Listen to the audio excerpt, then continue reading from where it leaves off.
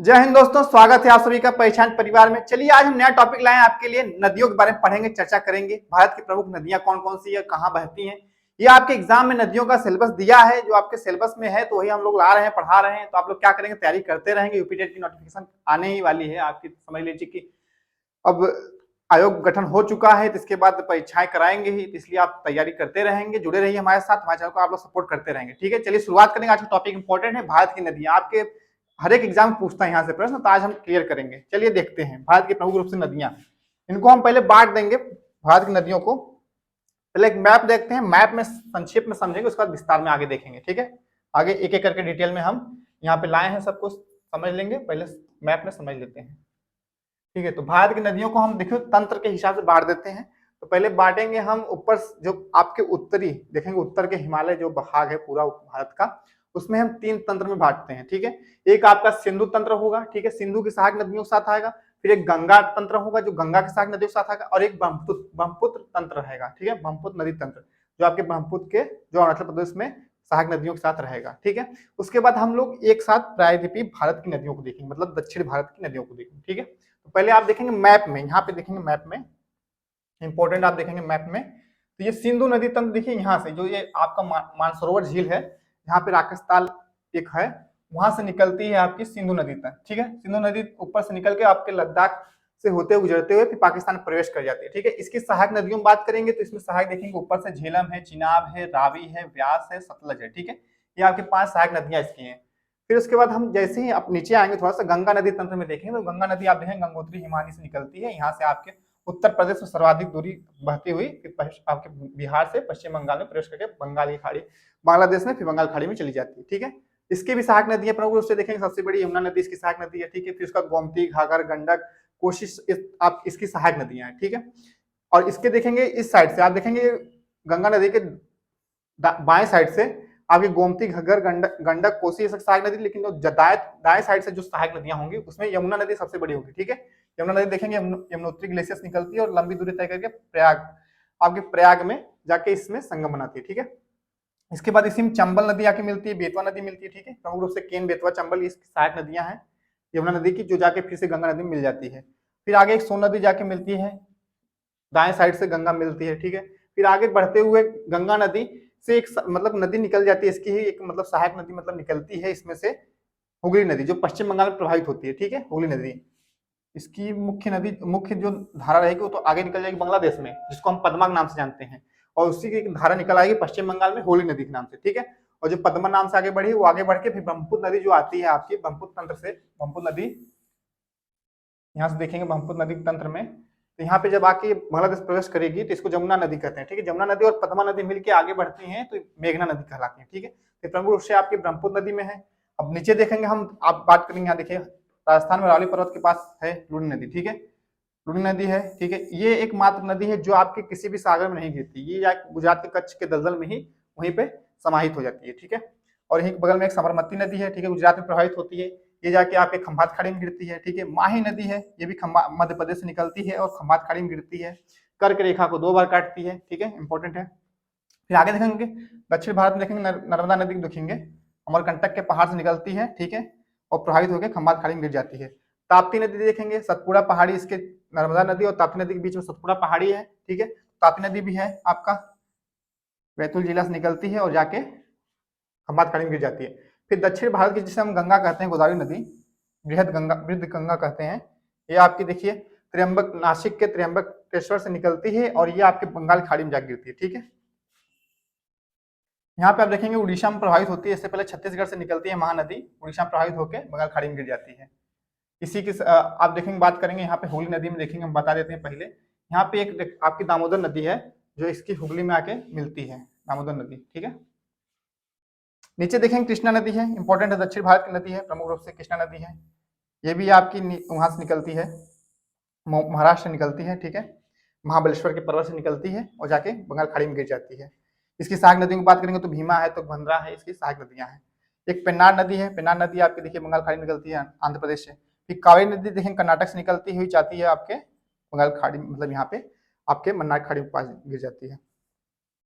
फिर लास्ट देखेंगे नीचे पेरियार नदी है, जो आपके पेरियार नदी देखेंगे तो तमिलनाडु से निकलती है, लेकिन केरल से होते हुए आपके अरब सागर में जाकर गिरती है, ठीक है। और यहीं पे गोवा में देखेंगे, गोवा में दो छोटी नदियां हैं, एक का नाम मांडवी है, मांडवी, और एक जुआरी नदी है, जुआरी नदी, ठीक है। ये गोवा में ही प्रभावित होकर अरब सागर में गिर जाती है। तो प्रमुख रूप से इंपॉर्टेंट नदियां हैं, ठीक है। मैप पे हम लोग देख चुके हैं, अब आगे चलेंगे, हम एक एक करके इसको देखेंगे, ठीक है। चलिए शुरुआत करते हैं। सिंधु नदी हम बात करेंगे, पहले सिंधु नदी तंत्र की बात करेंगे, ठीक है। सिंधु नदी तंत्र की बात करते हैं।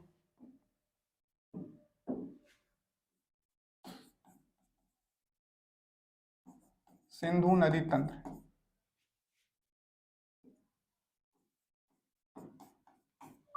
प्रमुख रूप से चर्चा करेंगे अगर सिंधु नदी तंत्र के बारे में देखेंगे। मैप में हम बता चुके हैं, फिर से एक बार रिवाइज कर लेंगे। मैप में देखिए, यहाँ पे आगे मानसरोवर झील है, यहाँ से निकलते हुए सिंधु नदी प्रभावित होते हुए पाकिस्तान प्रवेश करती है, अरब सागर में जाकर गिर जाती है। इसकी सहायक नदियों में देखेंगे झेलम है, चिनाब है, रावी है, व्यास है, सतलज है, ठीक है। यहाँ पे लिखा है, देखिए पढ़ लेते हैं। सिंधु नदी तिब्बत के मानसरोवर के निकट सनखो ख्याब, क्या है, सनखो ख्याबाब, ठीक है। इसको कह सकते हैं सिंह का बाब ग्लेशियर है, ठीक है। इसका मानसरोवर के निकट जो ग्लेशियर है उसका नाम है, ग्लेशियर से निकलती है। भारत में केंद्र शासित प्रदेश जो लेह है आपका है, लेह लद्दाख, उसमें प्रवेश करती है, ठीक है। ये आपका देखिए केंद्र शासित प्रदेश लेह लद्दाख में प्रवेश करती है, फिर पाकिस्तान में तथा वहां से अरब सागर में गिर जाती है। बात करेंगे इसकी सहायक नदियों में, ठीक है। उत्तर से ऊपर से उत्तर है, नीचे दक्षिण, उत्तर से दक्षिण की तरफ देखेंगे, उत्तर से दक्षिण की तरफ देखेंगे, क्रम देखेंगे तो झेलम पहले पड़ेगा, उत्तर में फिर चिनाब है, फिर रावी है, फिर व्यास है, फिर सतलज है, ठीक है। ये 5 इसकी सहायक नदियां हैं जो उत्तर से दक्षिण में क्रम पूछ सकता है एग्जाम, ठीक है। आगे बढ़ेंगे, चर्चा करेंगे सिंधु नदी की 5 महत्वपूर्ण जो सहायक नदियां उसको एक एक करके समझते हैं। झेलम नदी के बारे में चर्चा करते हैं, ठीक है। झेलम नदी लेह से बेरीनाग, कौन सा है, बेरीनाग एक वो है झील है, ठीक है। बेरीनाग झील के पास से शेषनाग झील है, ठीक है। बेरीनाग शेषनाग झील जो दोनों आपस में है, आगे जाकर चिनाब नदी में मिल जाती है। जो झेलम नदी है ये बेरीनाग के पास शेषनाग झील है, वहां से निकलती है, फिर आगे बढ़ के चिनाब नदी में मिल जाती है, ठीक है। चिनाब नदी में जाकर मिल जाती है झेलम नदी। और चिनाब नदी का उद्गम देखेंगे तो हिमाचल प्रदेश से ही होता है। चिनाब नदी का उद्गम कहां से होता है, हिमाचल प्रदेश से होता है। अगला है नदी आपकी रावी नदी है, ठीक है। अगली नदी है हिमाचल प्रदेश से निकलती है और तथा पाकिस्तान में ये जाकर चिनाब नदी में मिलती है, ठीक है। अगर रावी नदी पूछें कहां से निकलती है तो आप देखेंगे मैप में, यहाँ से देखें रावी नदी निकलती है और चिनाब में जाके मिल जाती है, ठीक है। चिनाब नदी ये मुख्यतः है, इसमें जाके मिल जाती है। आगे है व्यास नदी, उद्गम और विलय दोनों इसका भारत में ही, देखिए उद्गम जो होता है इसका आपके भारत में ही होगा और विलय भी इसका भारत में ही है, ये पाकिस्तान में नहीं जाती, इससे पहले सतलज नदी में जाके मिल जाती है, ठीक है। अब देखेंगे व्यास नदी उद्गम और विलय दोनों भारत में ही होता है, हिमाचल प्रदेश से निकलती है तथा पंजाब में कपूरथला है, ठीक है। हरिके बैराज वहीं पे है, कपूरथला में सतलज नदी जाके मिल जाती है, ठीक है। सतलज नदी आगे पंजाब में प्रवाहित होती है। बात करेंगे सतलज नदी की, तिब्बत में मानसरोवर के निकट से राकसताल, क्या है, राकसताल एक हिमनद है, ग्लेशियर है, वहां से निकलती है और भारत में हिमाचल प्रदेश में प्रवेश करती है, ठीक है, सिरकिला दर्रा से।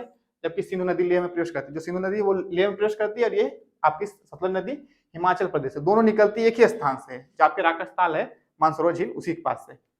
सतलुज में देखेंगे, सतलुज में पंजाब में व्यास नदी मिल जाती है, आगे चलकर देखेंगे पाकिस्तान में चिनाब नदी से मिलती है, ठीक है। अब देखेंगे जो आपकी सतलज नदी है आगे चल के पाकिस्तान में, यहाँ पे देखेंगे सतलज नदी देखेंगे, यहाँ पे जाके पाकिस्तान में मिल जाती है, ठीक है।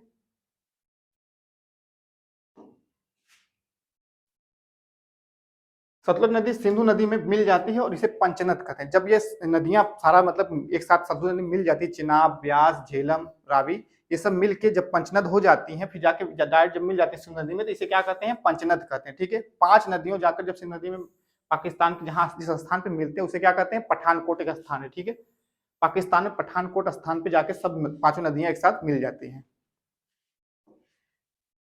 आगे देखेंगे पॉइंट है लेह नामक शहर जो आपका है, लेह लद्दाख जो आपका है सिंधु नदी के किनारे बसा है, सिंधु नदी किनारे लेह आपका नामक शहर बसा है। सिंधु नदी देखेंगे जास्कर पर्वत श्रेणी में पढ़े, लद्दाख पर्वत श्रेणियों के बीच में बहती है, ठीक है। सिंधु नदी कहाँ बहती है, आपकी जास्कर श्रेणी है, फिर लद्दाख है और जास्कर है, ठीक, ऊपर लद्दाख है फिर जास्कर है, उसके बीच में बहती है। श्रीनगर झेलम नदी के, जो श्रीनगर आपका शहर है जम्मू कश्मीर का, वो किस नदी के तट पे है, झेलम नदी के किनारे बसा है, ठीक है। सतलुज नदी हिमाचल प्रदेश में सिपकिला दर्रा, ठीक है, सिपकिला दर्रा है, प्रवेश करती है। इन नदियों को लेकर भारत पाकिस्तान में देखिए एक समझौता हुआ है 1960 में, सिंधु जल समझौता हुआ है, इंपॉर्टेंट है, इसको देख लेंगे एक बार। एक समझौता हुआ है जिसमें क्या था कि जिसके अनुसार भारत क्या करेगा, सिंधु, चिनाब और झेलम, ठीक है, ये 3 नदियां हैं मुख्यतः, ये उत्तर की 3 नदियां हैं, सिंधु, चिनाब और झेलम का मात्र 20% जल ही इस्तेमाल करेगा, ठीक है। बाकी देखेंगे परंतु रास्ता प्रभावित नहीं करेगा, मतलब उसका जल इस्तेमाल कर सकता है लेकिन कोई मतलब कि वहां पे रास्ता रोकेगा नहीं, जल का मार्ग नहीं बदलेगा, ठीक है। और आगे देखेंगे रावी, सतलज और व्यास जो अन्य 3 नदियां हैं दक्षिण की, उसको क्या करेगा, 80% उसका जल भारत इस्तेमाल कर सकता है, ठीक है। तथा इनका रास्ता भी वो चाहे तो प्रभावित कर सकता है। मतलब ये 3 नदियों पे तो मुख्यतः 80% मतलब अधिकार भारत का है, रावी, सतलज और आपका व्यास। बाकी सिंधु, चिनाब और झेलम का 20% आपका 20% मतलब भारत का है, बाकी 80% पाकिस्तान का है अधिकार। देखिए अब चलेंगे हम आगे, देखेंगे गंगा नदी तंत्र, ठीक है। सिंधु नदी तंत्र में हम प्रमुख रूप से देख चुके हैं। अब आगे हम चर्चा करेंगे गंगा नदी तंत्र के बारे में। गंगा नदी तंत्र, ठीक है। गंगा नदी तंत्र में देखेंगे, गंगा भारत की सबसे लंबी नदी पूछेगा तो गंगा नदी है, ठीक है। कितना है इसकी लंबाई देखेंगे, 25। अब देखेंगे 25 कहते हैं मतलब 2525 किलोमीटर लंबी है, ठीक है, इसकी लंबाई, ठीक है। तो गंगा नदी देखेंगे, इंपॉर्टेंट चर्चा कर लेंगे एक बार। पवित्र नदी मानी जाती है भारत की। तो गंगा नदी भागीरथी नदी, ठीक है, भागीरथी नदी, ठीक है, गंगोत्री हिमनद से गोमुख। देखिए भागीरथी नदी जो होती है एक अलग नदी है, ठीक है। भागीरथी नदी गंगोत्री के हिमनद से गोमुख नाम से स्थान से निकलती है। अलकनंदा नदी बद्रीनाथ के पास सतोपर ग्लेशियर से निकलती है, ठीक है। दो नदियां आपस में जब मिलती हैं, ठीक है, निकलती है तो देवप्रयाग में, ये दोनों नदियां आपस में जाकर कहाँ मिलती हैं, देवप्रयाग में जाके मिलती हैं। यहाँ पे देखेंगे, यहाँ पे अलकनंदा एक है, ठीक है, अलकनंदा आपकी है, और एक आपकी भागीरथी नदी, ठीक है। दोनों जब सहायक रूप से मिलती हैं तो जाके गंगा नदी बनती है, ठीक है। इससे पहले हम चर्चा करेंगे, कई नदियां मिलती हैं अलकनंदा और भागीरथी नदी मिलकर, और वहां पे क्या है, गंगा नदी के नाम से जानी जाती है, ठीक है। पहले गंगा नदी नहीं रहती है, पहले क्या रहती है, भागीरथी नदी अलग रहेगी, अलकनंदा नदी अलग रहेगी। दोनों आपस में जहाँ मिलेगी, देवप्रयाग में, ठीक है, देवप्रयाग में जाके मिलती है, फिर वहां से जाके गंगा नदी कहलाती है, ठीक है। और अब देखेंगे भारत की सबसे लंबी नदी क्या है, गंगा नदी है, ठीक है। आप देखेंगे मैप में देखेंगे, यहाँ पे बंदरपुर से आपकी यमुना नदी निकलती है, ठीक है, यहाँ से यमुना नदी निकलती है और यह जाके आपके प्रयागराज में मिल जाती है। गंगा नदी देखिए यहाँ पे गंगोत्री हिमनद से निकलती है और ये जाती है आपकी यहाँ आपके बांग्लादेश प्रवेश करती है पद्मा नाम से, ठीक है। उससे पहले देखेंगे यहाँ से फरक्का एक स्थान है पश्चिम बंगाल में, वहां से इसका एक मतलब शाखा निकलती है, हुगली नदी, ठीक है, निकल जाती है। और फिर यहाँ देखेंगे गंगा नदी की सहायक नदियों में देखेंगे गोमती नदी आएगी, ठीक है, गोमती नदी है, ठीक है। अब देखेंगे यहाँ पे घाघरा नदी है, गंडक है, कोसी है, ये सब इसकी सहायक नदियां हैं। और इसके देखिए दाएं तट से देखेंगे तो इसमें देखिए बेतवा नदी जाएगा, चंबल नदी आएगा, ठीक है। और यहाँ से देखिए क्या है, सोन नदी जाके गंगा नदी मिलती है, ठीक है। ये इसके सहायक नदियां हैं प्रमुख रूप से। आगे हम चर्चा करेंगे और भी। देखिए देवप्रयाग से पहले जो हम देखे थे, कहाँ पे आप देखेंगे गंगोत्री हिमानी से आपकी निकलती है, ठीक है। अब भागीरथी नदी जो आपकी है, उसके बाद अलकनंदा जो नदी थी, दोनों मिलती थी, तब जाके आपकी गंगा कहलाती। लेकिन उससे पहले भी ये कई नदियां मिलती थी, कैसे देखेंगे यहाँ पे। देवप्रयाग से पहले अलकनंदा नदी में पंच प्रयागों मतलब सभी उत्तराखंड की नदियां हैं, ये पंच प्रयाग नदियां हैं जो आके अलकनंदा नदी में मिल जाती थी। देखिए पहले विष्णु प्रयाग में, पहले बात करेंगे विष्णु प्रयाग में, ठीक है। तो अलकनंदा प्लस धोला गंगा, ठीक है। आप देखेंगे यहाँ पे मैप में, देखेंगे फिर से बनाते हैं हम यहाँ पे मैप, चलिए क्या है यार, देखेंगे आप लोग यहाँ पे देखिए एक अलकनंदा नदी मुख्य नदी है, ठीक है, ये प्रभावित हो रही है। फिर इसी में आके धौली गंगा मिलती है, ठीक है, धौली गंगा मिलती है। तो इस स्थान को हम क्या कहेंगे, इस स्थान को हम कहेंगे विष्णु प्रयाग, ठीक है, विष्णु प्रयाग। फिर अलकनंदा नदी आगे बढ़ती है, ठीक है। फिर इसमें से एक सहायक नदी आके मिलती है, ठीक है, क्या नाम उसका, नंदाकिनी उसका नाम है, ठीक है, नंदाकिनी, ठीक है। ये कहाँ मिलती है, ये नंद प्रयाग मिलती है, नंद प्रयाग, ठीक है।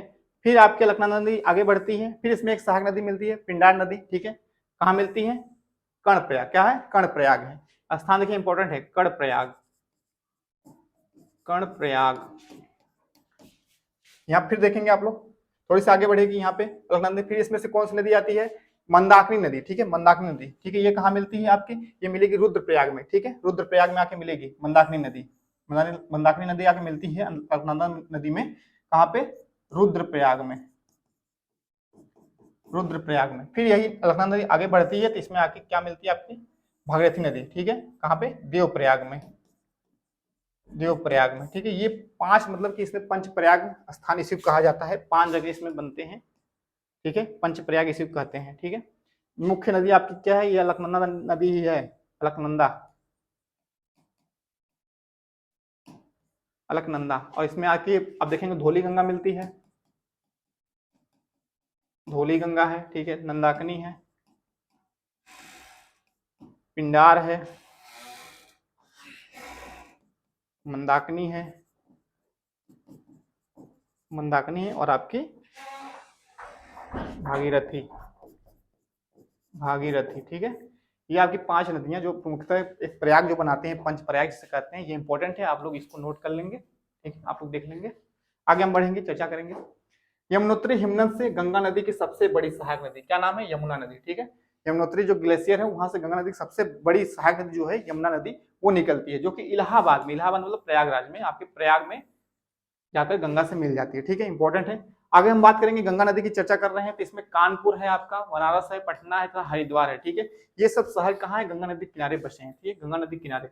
अब एग्जाम पूछ सकता है सबसे बड़ा शहर गंगा नदी किनारे कौन सा है, तो आपका कानपुर है, ठीक है, कानपुर। उसके बाद पटना है, ठीक है, तब जाके आपका आएगा प्रयागराज। ये सब प्रयागराज नहीं है, प्रयागराज लिख लेंगे, इलाहाबाद।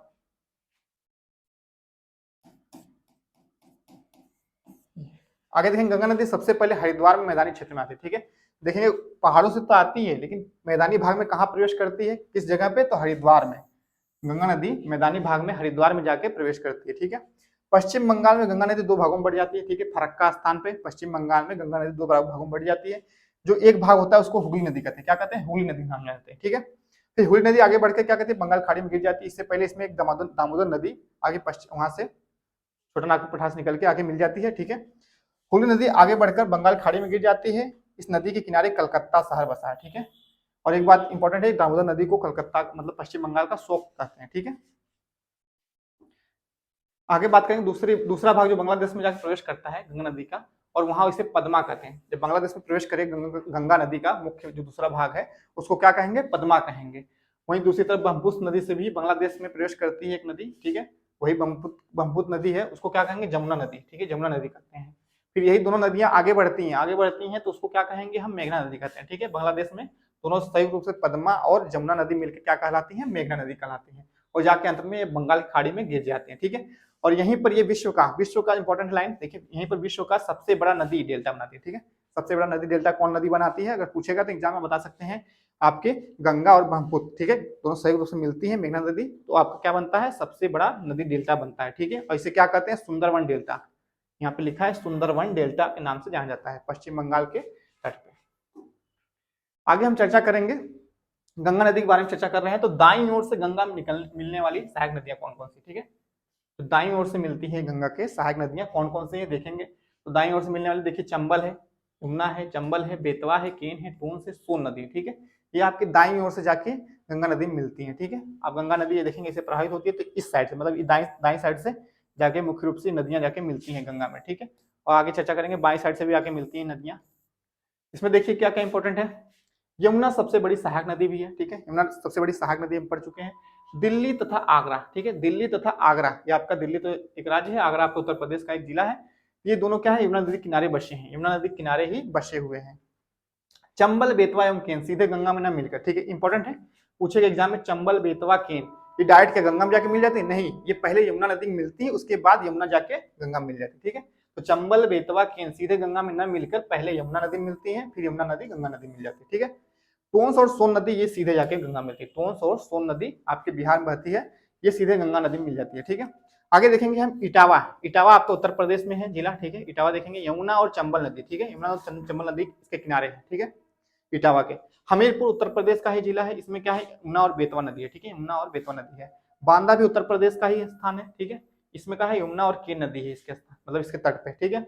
और प्रयागराज देखें, संगम यमुना और गंगा नदी, ठीक है, इंपॉर्टेंट है, यह स्थान इंपॉर्टेंट है, इन दो नदियों के मतलब तट पे है। तो ये इटावा देखिए आप, यमुना चंबल है, हमीरपुर यमुना बेतवा है, और बांदा आपका यमुना केन है, और आपका इलाहाबाद प्रयागराज यमुना गंगा है, ठीक है, इंपॉर्टेंट है।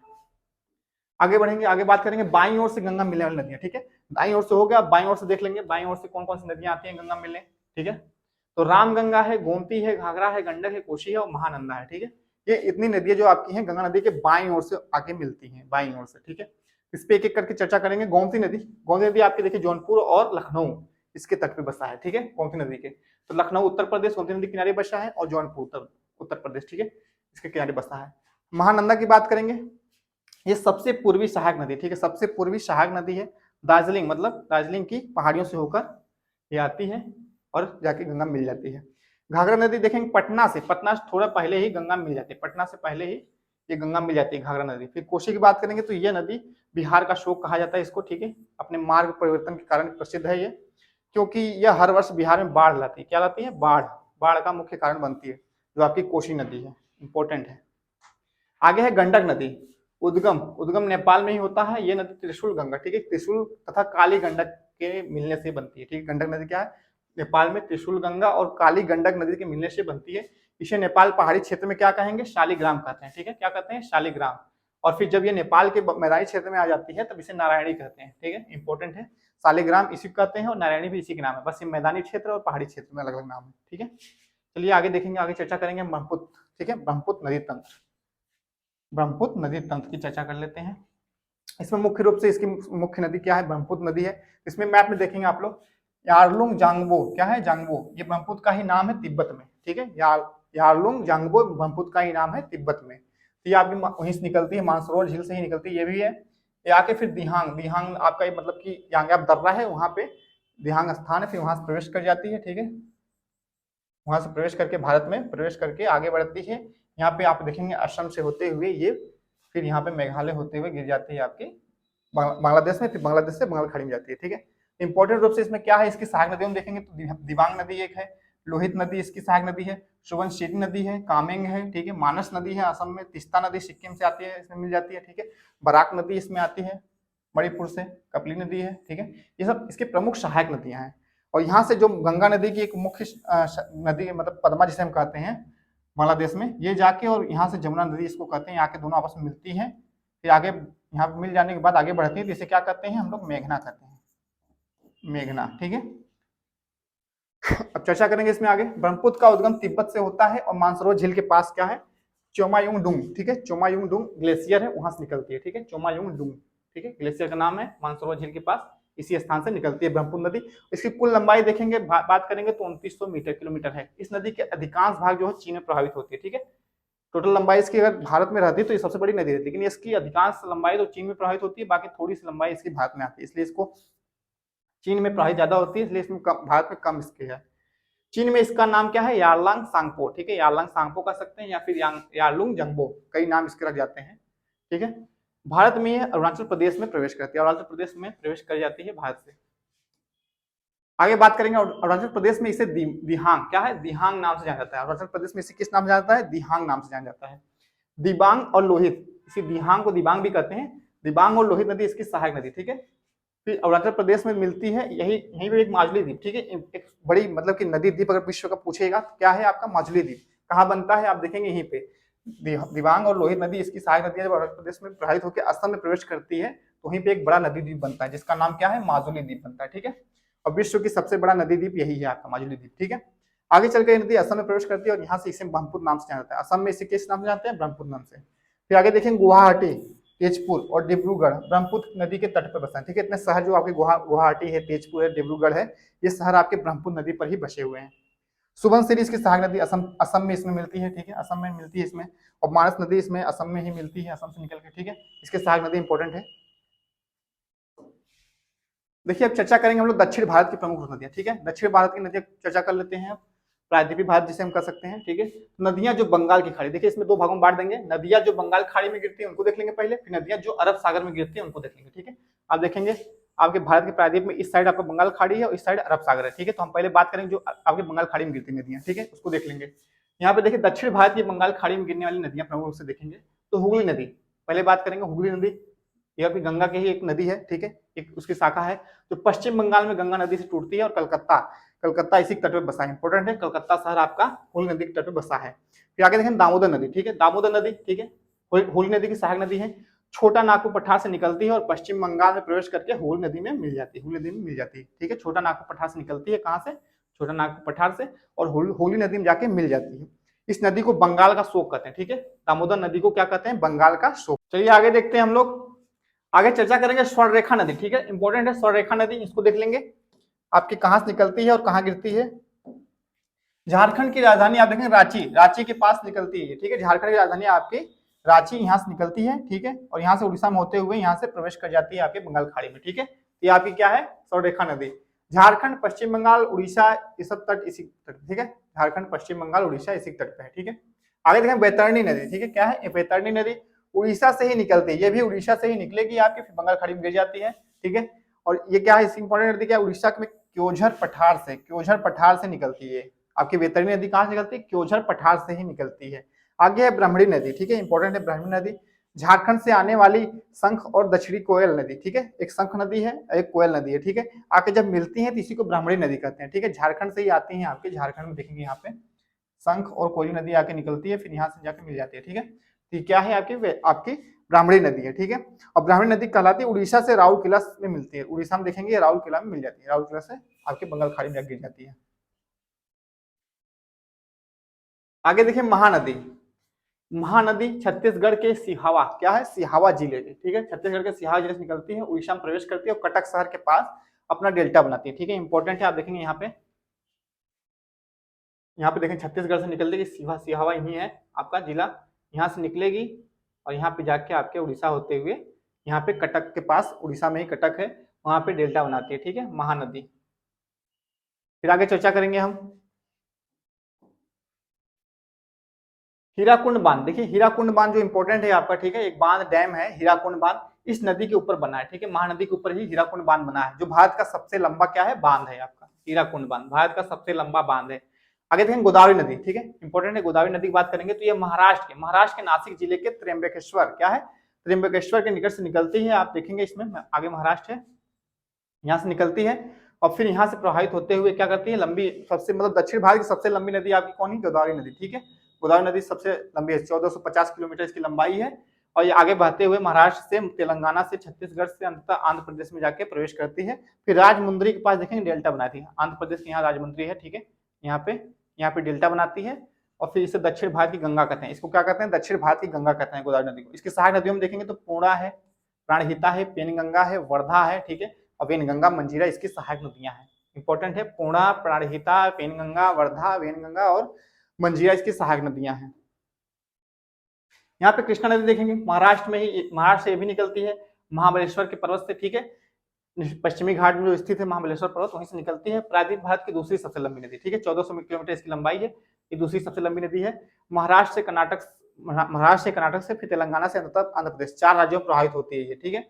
आंध्र प्रदेश में विजयवाड़ा, ठीक है, आंध्र प्रदेश में विजयवाड़ा के पास डेल्टा बनाती है, ठीक है, आंध्र प्रदेश में विजयवाड़ा के पास ये डेल्टा बनाती है, ठीक है। आपके यहाँ से निकलेंगे महाराष्ट्र, देखेंगे यहाँ से निकलेगी तेलंगाना होते हुए, कर्नाटक तेलंगाना होते हुए यहाँ से प्रवेश कर जाएगी, ठीक है। सहायक नदियों में बात करेंगे तो तुंगभद्रा है, ठीक है, सबसे लंबी इसकी सहायक नदी तुंगभद्रा है, ठीक है, सबसे लंबी सहायक नदी है। फिर आप देखेंगे हैदराबाद इसी के किनारे बसा है, मूसी नदी, इसकी सहायक नदी एक और है मूसी नदी, ठीक है, वो आप देखेंगे हैदराबाद इसी तट पे, मूसी नदी के तट पे ही बसा हुआ है, ठीक है। और इसकी घाट प्रभा, माल प्रभा इसकी सहायक नदियां हैं, और ठीक है, भीमा, कोयना, तुंगभद्रा, मूसी, ये सब इसकी सहायक नदियां हैं आपकी कृष्णा नदी के। आगे चर्चा करेंगे कावेरी नदी, कर्नाटक के कुर्ग जिले, ठीक है, कुर्ग जिले की ब्रह्मगिरी पहाड़, ठीक है, ब्रह्मगिरी को पुष्पगिरी भी कहते हैं, वहां से निकलती है और ये नदी कोवरीपट्टम, क्या है, कावेरीपट्टम के पास, ठीक है, बंगाल खाड़ी में जाकर गिर जाती है, ठीक है। और सहायक नदियों की बात करेंगे तो इसमें सिमसा है, हेमवती, हेमरावती और भवानी, ठीक है, इसकी सहायक नदियां हैं। आगे देखें तमिलनाडु का तिरुचिरापल्ली, क्या है, तिरुचिरापल्ली शहर कावेरी नदी के किनारे बसा है, ठीक है, तमिलनाडु में एक शहर है तिरुचिरापल्ली, वो कहाँ बसा है, कावेरी नदी के तट पे ही बसा है। आगे इंपॉर्टेंट है वेगई नदी, ठीक है, वेगई नदी पढ़ लेते हैं। तमिलनाडु में मदुरई देखो शहर है, वहां से निकलती है और वहीं की बंगाल खाड़ी में गिर जाती है, ठीक है, तमिलनाडु से निकलती है और बंगाल खाड़ी में गिर जाती है, ठीक है। ताम्रपाणी, ठीक है, ताम्रपाणी नदी देख लेते हैं, तमिलनाडु से निकलती है और तमिलनाडु में ही मन्नार की खाड़ी में जाकर गिर जाती है आपकी ताम्रपाणी नदी, ठीक है। आगे बात करेंगे दक्षिण भारत के जो अरब सागर में गिरती नदियां, ठीक है, अब बात करेंगे अरब सागर में गिरने वाली नदियों की, ठीक है। तो देखेंगे पहली नदी आप देखेंगे लूनी नदी, ठीक है, आपके राजस्थान में अजमेर से निकलती है, अरावली पर्वत के भाग से ही निकलती है, अजमेर से ही निकलती है, ठीक है। और ये अरावली पर्वत आप देखिए, अरावली पर्वत सबसे पुराना पर्वत माना जाता है, वहीं से निकलती है लूनी नदी और इसको लवड़ नदी भी कहा जाता है, ठीक है, क्या कहते हैं, लवड़ नदी भी इसको कहते हैं। सांभर झील से होते हुए, सांभर झील नमक बनाते हैं, यहाँ पे नमक का पूरा मैदान है क्षेत्र, यहाँ से गुजरती है और गुजरात के रण ऑफ कच्छ का रण, ठीक है, कच्छ का रण में जाके विलुप्त हो जाती है, वहां पे समाहित हो जाती है, ठीक है। साबरमती नदी की बात करेंगे, ठीक है, आप देखें साबरमती नदी गुजरात में प्रभावित होती है, ये भी, ये राजस्थान के उदयपुर जिले के मेवाड़ की, ठीक है, मेवाड़ की पहाड़ियों से निकलती है, ठीक है, और गुजरात का वह अहमदाबाद व गांधीनगर, ठीक है, इसी शहर के मतलब ये जो शहर है इसी नदी किनारे पर है, ठीक है, साबरमती नदी किनारे पे ही गुजरात का अहमदाबाद और गांधीनगर शहर बसा है। आगे चलकर अरब सागर में खंभात की खाड़ी में जाकर गिरती है, कहाँ गिरती है, खंभात की खाड़ी में जाकर गिरती है आपकी साबरमती नदी। आगे चर्चा करेंगे माही नदी, इंपॉर्टेंट है माही नदी, मध्य प्रदेश में विंध्याचल पर्वत श्रेणी से आती है और 3 राज्यों में बहती है, कहाँ कहाँ, मध्य प्रदेश, राजस्थान में और गुजरात में, ठीक है, मध्य प्रदेश, राजस्थान, गुजरात 3 राज्यों में बहती है। इंपॉर्टेंट क्यों है?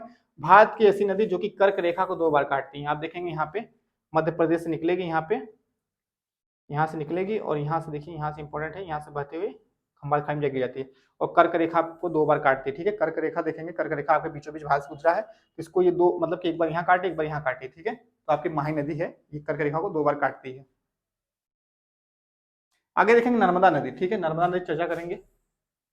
मध्य प्रदेश, ठीक है, अमरकंटक पहाड़, ठीक है, आप देखेंगे अमरकंटक की चोटी आपकी मेघालय पर्वत श्रेणी में है, निकलती है। ठीक है, अमरकंटक से 2 नदियां निकलती है, एक नर्मदा और एक सोन निकलती है। ठीक है, एक नर्मदा निकलती है और एक सोन नदी निकलती है। सोन नदी जाके गंगा में सहायक नदी बनती है और नर्मदा नदी आपके भ्रंश घाटी से होते हुए प्रभावित होकर अरब सागर में जा गिर जाती है। ठीक है, इसमें लिखा है नर्मदा और सोन नदियां ऐसी नदियां हैं जो कि एक ही स्थान से निकलती हैं, निकलने वाली, लेकिन 2 नदियां जो है विपरीत दिशा में बहती है। एक इस साइड बहेगी तो एक साइड आप देखेंगे ऊपर जाएगी सोन नदी। ठीक है, तो नर्मदा नदी सबसे ज्यादा मध्य प्रदेश में बहती है और भ्रंश घाटी में होकर बहती है। ठीक है, भ्रंश घाटी क्या होता है? नदी, आप देखेंगे पहाड़ों के जो 2 पहाड़ों के बीच का स्थान होता है उसे भ्रंश घाटी कहते हैं। ठीक है, तो भड़ोच क्या है? भड़ोच के पास अरब सागर में गिर जाती है आपकी नर्मदा नदी। ठीक है, और मध्य प्रदेश का जबलपुर, एक शहर है जबलपुर, इसी नदी के किनारे बसा हुआ है। ठीक है, धुआंधार जलप्रपात देखिए इंपॉर्टेंट है, नर्मदा नदी के पे ही जो धुआंधार जलप्रपात आपका है जबलपुर में ही, धुआंधार जलप्रपात आपके नर्मदा नदी पर ही बना है।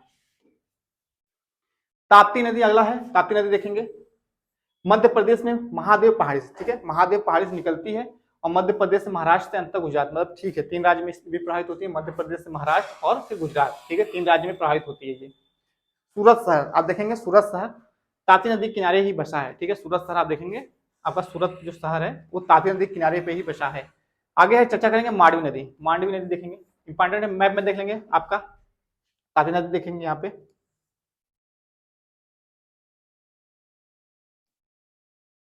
ठीक है, नर्मदा और ताप्ती नदी है। मांडवी नदी की बात करेंगे, मांडवी नदी कर्नाटक से आती है। ठीक है, कर्नाटक से आती है, गोवा में आकर अरब सागर में गिर जाती है। कर्नाटक से आप देखेंगे मांडवी नदी यहाँ पे कर्नाटक से आएगी और ये गोवा होते हुए प्रभावित होकर अरब सागर में गिर जाती है। ठीक है, मांडवी नदी आपके गोवा में बहती है। ठीक, गोवा आकर अरब सागर में जाती है। गोवा की राजधानी देखें पणजी, इंपॉर्टेंट है लाइन, गोवा की राजधानी जो पणजी है आपकी वो मांडवी नदी के तट पर ही बसा है, मांडवी नदी के तट पर ही बसा है, मांडवी नदी के। अगला है जुआरी नदी, ये भी आपके गोवा में प्रभावित होती है, गोवा से निकलती है और एवं गोवा के ही अरब सागर में जाके मिल जाती है। ठीक है, अब देखेंगे जुआरी नदी यहाँ से निकल के यहीं में समाहित हो जाती है। ठीक है, अरब सागर में। आगे चर्चा करेंगे शरावती नदी। ठीक है, शरावती नदी इंपॉर्टेंट है, इसको चर्चा करेंगे। कर्नाटक से निकलती है, कर्नाटक से निकलेगी और कर्नाटक में ही अरब सागर में गिर जाती है। ठीक है, कर्नाटक का जोग जलप्रपात, ठीक है, इसी नदी के तट पर बनता है और महात्मा गांधी या गोरसप्पा जलप्रपात नाम से भी जाना जाता है। इसे हम क्या कहते हैं, जो जोग जलप्रपात है आपका, इसे हम महात्मा गांधी या गोरसप्पा जलप्रपात भी कहते हैं। ठीक है, इंपॉर्टेंट है, ये शरावती नदी पे ही आपका है ये जलप्रपात। ठीक है, तो ये कर्नाटक से निकलेगी, कर्नाटक आप देखेंगे यहाँ पे कर्नाटक से ही निकलेगी और कर्नाटक के में ही मतलब कि प्रभावित होकर अरब सागर में गिर जाती है। गंगावेली नदी, गंगावेली नदी अलग नदी है, गंगा अलग है, गंगावेली अलग है, कर्नाटक से निकलती है और कर्नाटक में ही अरब सागर मिल जाती है। मतलब ये भी आप देखेंगे छोटी सी नदी है, यहाँ से निकल के आपकी अरब सागर मिल जाती है। आगे है पेरियार नदी। ठीक है, इंपॉर्टेंट है, पेरियार नदी देखेंगे, केरल से निकलकर केरल में ही अरब सागर में गिर जाती है। केरल में पेरियार नदी कहाँ बहती है? केरल में बह के यहीं पे अरब सागर में गिर जाती है। भरतपुंझा नदी इंपॉर्टेंट है, ये भी भरतपुंझा नदी तमिलनाडु से आकर केरल में अरब सागर में गिर जाती है। मतलब ये तमिलनाडु से आती है फिर केरल में प्रभावित होती है, तमिलनाडु से आती है और केरल प्रभावित होकर अरब सागर मिल जाती है। ठीक है, ये इंपॉर्टेंट नदियां आपकी हैं जो आज टॉपिक में हम लाए थे। तो दोस्तों आज की टॉपिक हमारी जो थी नदियां विभिन्न रूप से जो हम लोग देखे थे, तो आज खत्म करते हैं टॉपिक। इंपॉर्टेंट आप लोग देखते रहेंगे वीडियो हमारा। अगर चैनल को हमारे सब्सक्राइब नहीं किए, सब्सक्राइब जरूर कर लेंगे, वीडियो ज्यादा शेयर करेंगे, लाइक करते रहेंगे। आपसे बहुत बहुत धन्यवाद।